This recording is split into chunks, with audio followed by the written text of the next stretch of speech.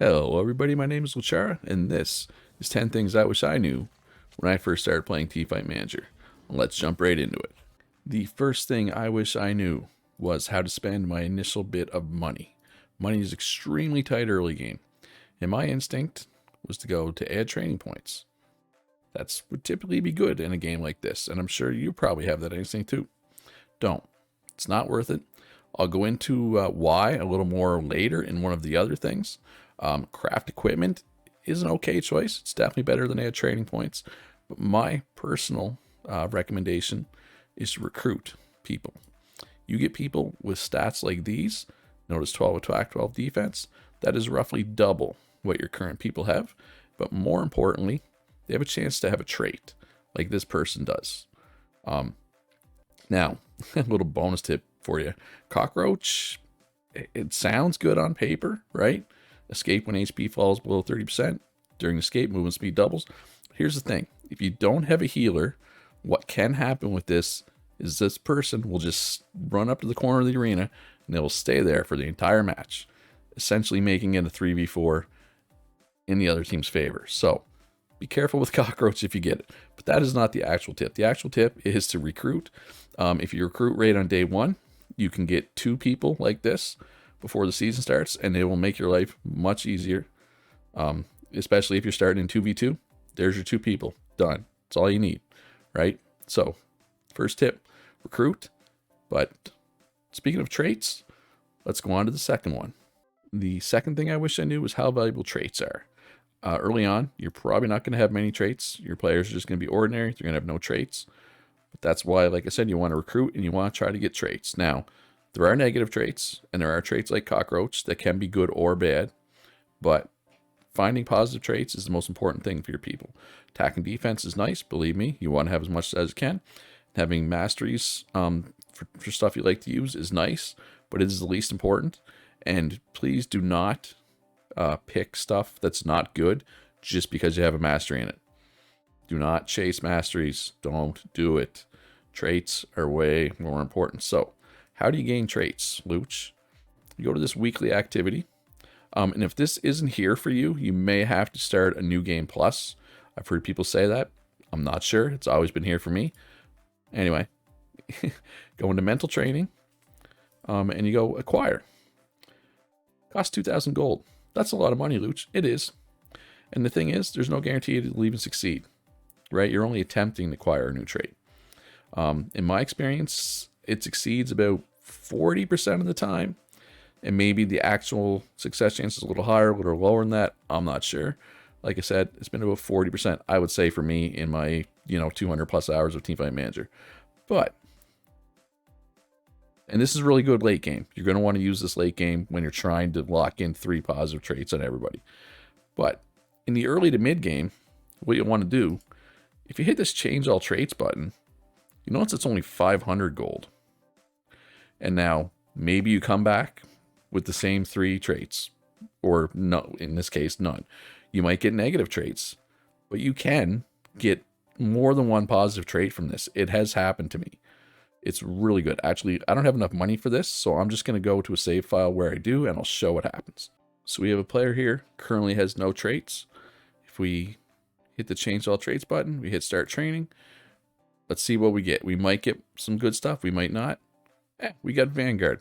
It's a decent trait. It's not great, but it's better than nothing, and it only costs us 500 gold instead of 2,000.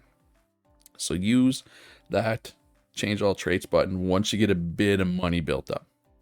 But don't invest too much money in your people early on, and I'll tell you why. The third thing I wish I knew is don't get attached to your players. You're going to replace them, the whole team, probably once or twice throughout your run.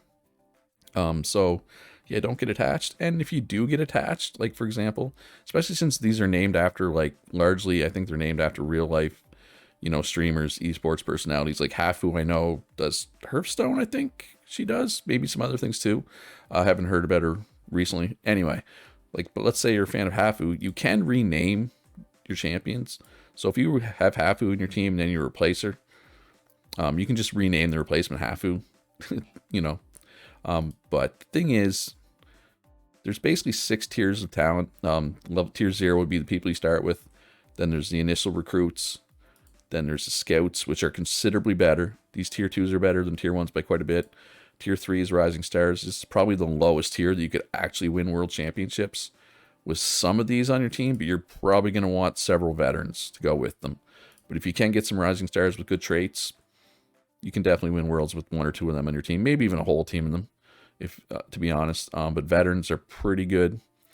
Super rookies are only really necessary if you're planning to play long term, like past your first world championships, which you can, by the way. You grab some super rookies.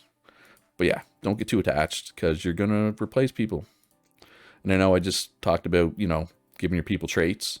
I would only really start doing that with the scout dispatch people. Rising Stars is when you really want to start investing in your people. But the next tip is a way to get some money early on to help you recruit some of these better tiers. So tip number 4 is sponsor quests. You will, late in the preseason, be presented with a sponsor contract. They're mostly like achieve a win streak of at least 4, achieve at least 8 wins, achieve at least rank 4, prevent a losing streak, stuff like that. That's tied to success. As a new player, it's risky picking these. They do have some good rewards, like this one. That's probably doable, achieve at least rank 4, but the reward's not very good, right? Just look at the money. It's only 587, whereas this is like 1,600. But it's probably hard to do this in your first season. You might be able to. If you're experienced with these types of games, if you're good at strategy games in general, you can probably pull this off. But what I would recommend looking is a couple different categories here. Achieve at least 268 kills in the regular season, or achieve using, it'll give you 3 different champs, and you got to use them at least X number of times. In this case, 10. Sometimes it's more, sometimes it's less. So these rewards are decent, these 2. But here's the thing with these 2 rewards. You get the reward as soon as you hit the milestone, right? So in theory, you could have this super early, this done, especially the one picking certain classes. It's almost worth, taking a somewhat substandard composition just to get this done early. All these other ones, the losing streaks, the winning streaks, the finishing in X position, you don't get those till the very end of the year. Then there's this achieve X number of deaths and lower. This is the easiest to do, and this is the key, before the mid-season break, because you can do recruiting at the mid-season break. So if you can finish this before the mid-season break, that's 1,500 gold. That's a lot early on. That would allow you to get the house upgrade, scout recruitment, and probably recruit a scout or 2. And you probably might even be able to get the recruitment slot expansion. It's a great use of your money early on. I would recommend doing one of those if it's there. There isn't always one of these, but if there is, I would take that, and I would make sure to have it done before the mid-season break. And the next tip will be another use of money in the early game. All right, the 5th thing has to do with the early use of money. We've already talked about a couple of things. Donate training points, craft equipment, do some recruiting, get recruitment type scout unlocked. Those are your priorities. After that would be the strategy execution linked. You can execute strategy linked with ultimate. Essentially, you can tell your people to either ult separately or at the same time. Actually, let me hop into a save file where I have this unlocked so I can show you exactly what it does in the UI. Once you have your team drafted, you will see this strategy instruction you can click on. And you'll have different options for ult timing, linked ultimate, distance between allies. We're specifically talking about the linked ultimate right now. So you can have no instruction, use your ults simultaneously, or use your ults separately. There's definitely instances where you would want to use ults at the same time. Like using a defensive ult, like Monk or Knight, to keep your other people alive while they are ult. Bard ults combine with other ults well. But a lot of times you'd want to use separate ults, because if you have an ult that potentially is going to kill the whole other team, you don't want to have a second ult stacked up with that, right? I think this is a great use of 1,000 gold. These other things are useful, but this linked ultimate, it's one of my favorite things to unlock. I hate playing without it early game, because your team will just screw up their ults because they're using them all at the same time when they don't need to. So get this as soon as you can. And hey, if you're getting use out of this video, hit that like button, subscribe if you haven't already. Let's get on to number 6. All right, so the 6th thing. The game starts in 2v2. You will eventually find something that works for you in 2v2. I know for me in my initial run, this Swordsman Monk comp was really good for me. Appears to be struggling right now. That's really beside the point. Because you will find something that works for you. But here's the thing. When you get to 3v3, it might not work anymore. Obviously, you got to add a third thing to it. But just don't count on the champions you use in 2v2 or the combinations you use in 2v2 to be good in 3v3. Same thing happens when you go from 3v3 to 4v4. It changes. Be prepared to come out of your comfort zone that you got in the previous. Do not stay there. Be ready for a new meta. That's it. Just be ready. Don't get attached. Same thing as one of the earlier tips. Don't get attached. The seventh thing I wish I knew has to do with supports. 3 supports in particular: the Priestess, the Bard, the Cook. These 3 classes do not attack. They will do 0 damage no matter what. So you're probably wondering, well, what happens if their attack stat gets buffed? Does that help me? What about their attack speed? Does that do anything for me? And the answer is yes. Their attack stat and their attack speed does matter. The Bard, instead of basic attacking, it buffs one of your allies nearby. So more attack speed means it does that more often, and the attack, more attack means the buff is bigger or smaller. Similar with Priestess, her basic attack is a heal.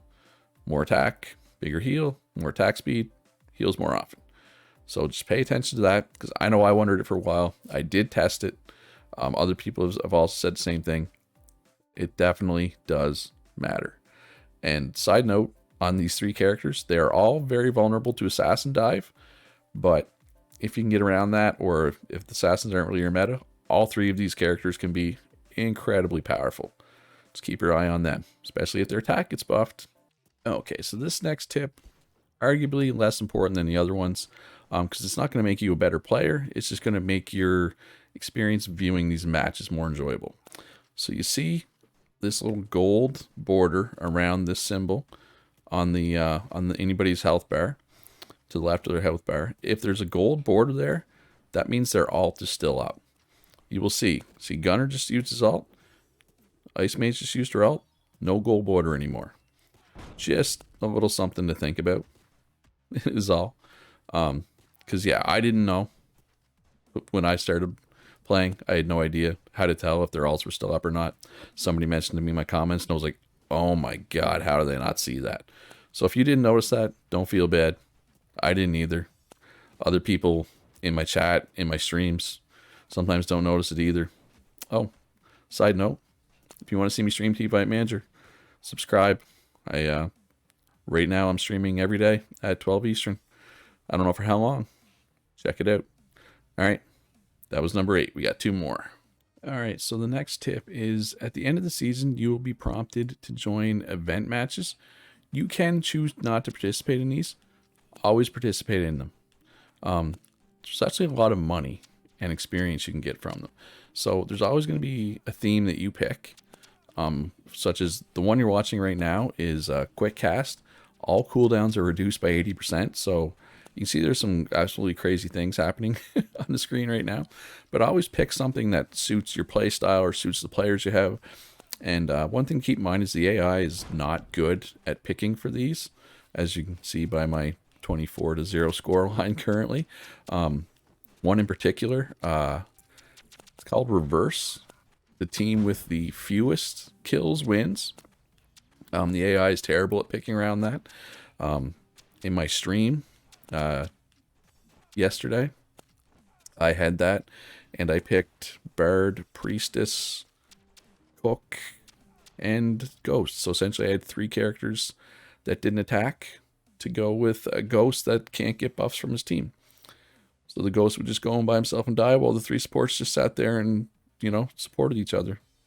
It did not go well. Well, it went well. I lost, which is what I wanted to do, because losing is winning in that. But let's just see. Now, this is in Pro League Division 1, and the rewards are based off of, you know, what you're in, but 1,400 gold. You only get half as much as you lose, so try to win.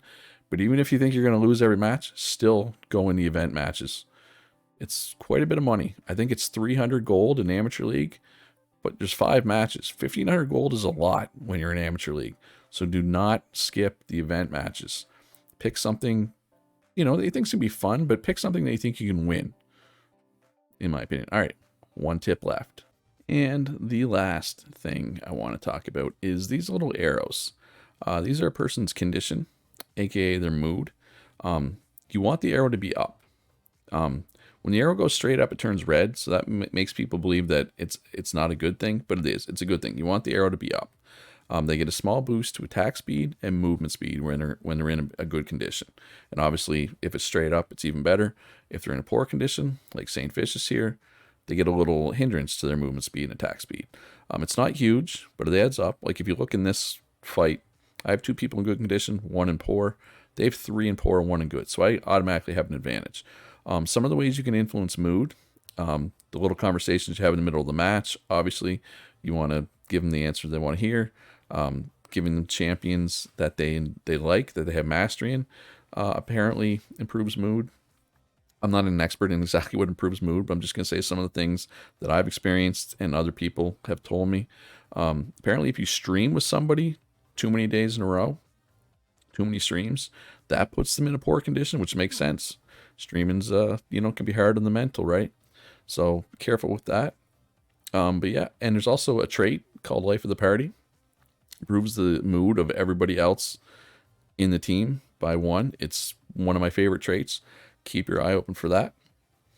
But yeah, those are 10 things that I wish I'd known when I started Teamfight Manager. Now you know. If you enjoyed this video, if you got something out of it, hit that like button, subscribe if you haven't already.